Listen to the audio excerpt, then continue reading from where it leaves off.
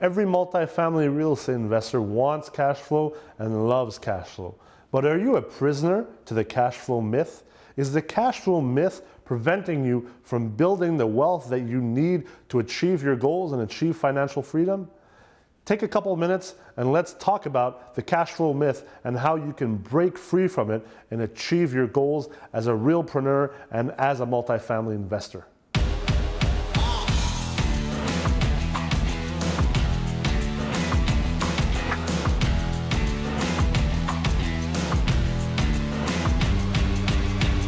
If you want to be a successful real estate investor and realpreneur, you have to make sure you don't fall into the trap or the myth of annual cash flow.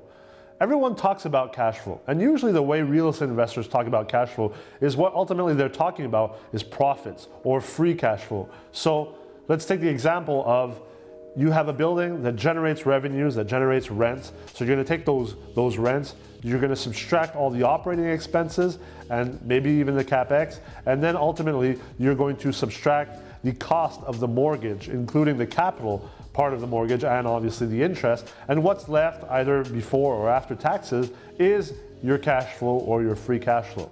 Now, way too many real estate investors focus solely on cash flow. And why is that? Because obviously a lot of real estate investors want to replace their income or replace their W-2 jobs with their real estate investments. Now, this is a very dangerous thing to fall into, this trap or this cash flow myth, because ultimately cash flow is not only the free cash flow or the profits that you have each year from your property. Cash flow can be defined, and is actually defined in finance as being an ensemble of cash flows or a series of cash flows, and those cash flows can also be negative and positive. So the best way to understand this is, let's say you buy a property, you buy a 5 or a 10 unit multifamily property, and you have to put in a down payment. So let's say that down payment is $100,000. Ultimately, your acquisition or the project that you're getting to, with it, whether it's a value add acquisition or just a stabilized property, is already starting off with a negative cash flow of $100,000. Now let's say for the next 5 years, that property generates a positive annual cash flow of $20,000. After 5 years, you end up being even. So you have put in $100,000, you have negative cash flow of $100,000 at year 0 when you're buying the property, and then after 5 years, ultimately, you've managed to go and get $100,000 in cash flow divided by 5 years, so you end up being at 0, even Steven, right? Now, obviously, where the profits come in is, say you refinance that property and are able to pull out a $200,000 of the refinancing. Well, now you have a positive cash flow, a global cash flow over 5 years of $200,000.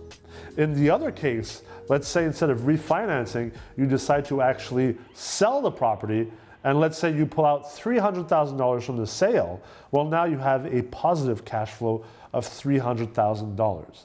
So obviously, you have to be able to count cash in, cash out, and count the series of cash flow if you really want to be talking about cash flow, right? Because we use cash flows ultimately as a metric or as an input in able to calculate internal rates of return, net present value.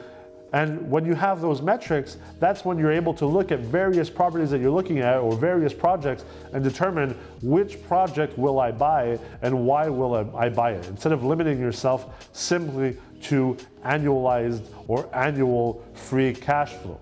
Now, the other reason you don't want to do that is because ultimately, multifamily real estate investing is a tool that is there and is in place and is made to grow your net value. You want to be able to increase your net value as much as possible, and once that net value is high enough, well then obviously you're going to generate an annual return on that net value that will be able to give you the income or the passive income that you need to either leave your W-2 job or to generate the type of lifestyle that you want. Now, the problem with the annual cash flow myth is that you're focusing on short-term annual cash flow rather than focusing on the overall global cash flow and returns of the property or the acquisition that you are making. So you're ultimately discounting the overall net value that you could be building. That ultimate wealth creation that you're building, you're discounting that, you're reducing that in exchange for annual cash flows.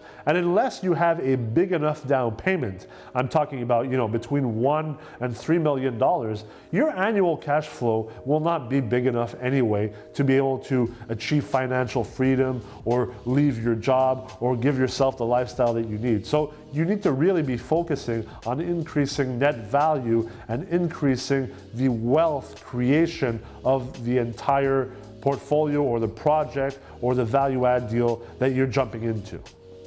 Now, obviously, the cash flow myth is a lot more complicated than just what we can talk about in 5 or 6 minutes in a video capsule here on YouTube or Facebook. So I'd like to continue the discussion with you. So I invite you to come onto the MREX's Facebook page or on my Facebook page or also on the MREX's YouTube page. You can like our pages and come and continue the discussion with me and with the rest of our teaching staff.